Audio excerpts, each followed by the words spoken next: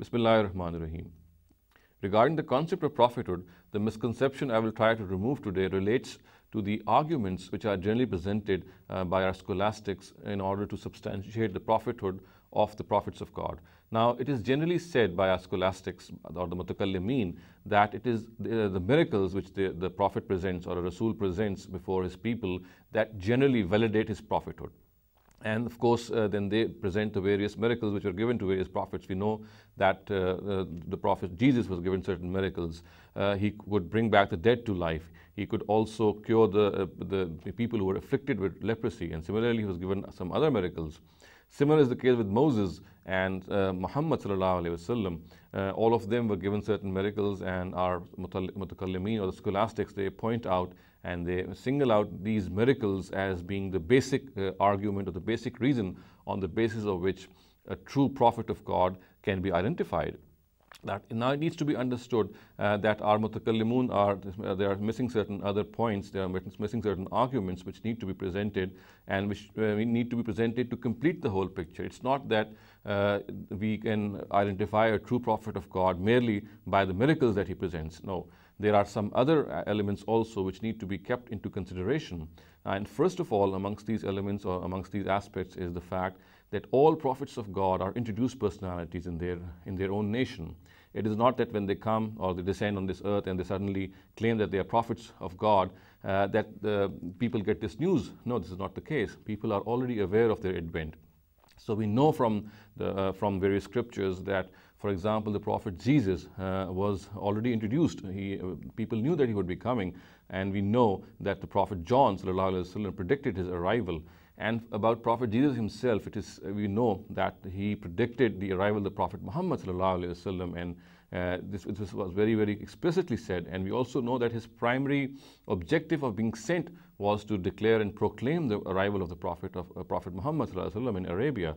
So if we go into the details, we'll find out that each and every prophet is an introduced personality. It is not that when he comes that people are taken by surprise at his arrival. This is not the case.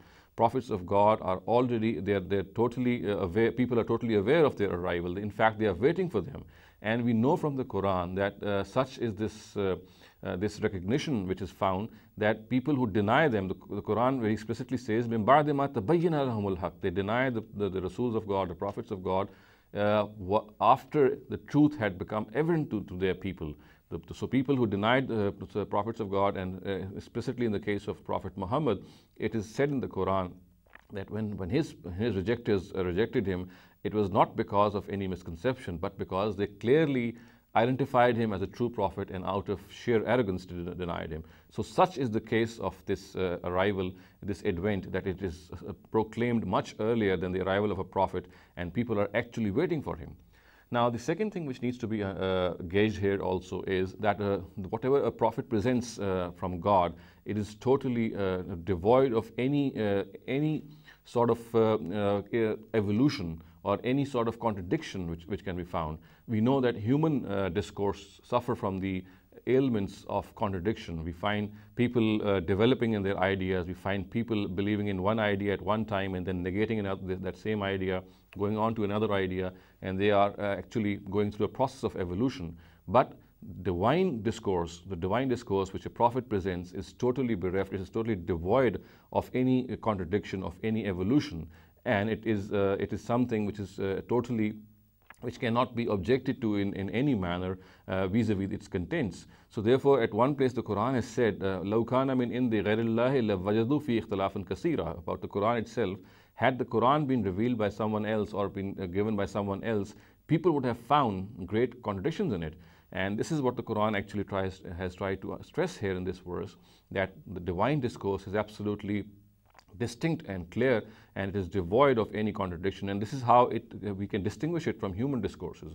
Human discourses are always plagued with some sort of error, some sort of compulsion, some sort of contradiction. Similarly, there could be evolution, but divine discourse is absolutely devoid of this, and it shines distinctly from all human discourses.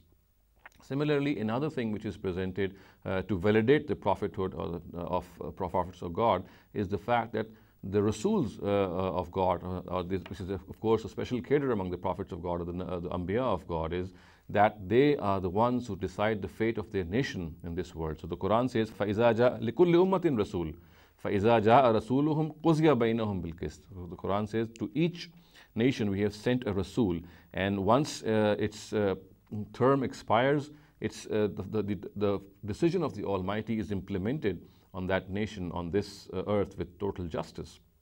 So therefore, Rasuls, or which is a special cadre among the prophets of God, they are the ones about whom the Almighty very explicitly says that they set up a court of judgment on this earth, and people who deny them, they are punished in this world, and people who profess faith in them, they are rewarded in this world, and of course this would continue till the day of judgment.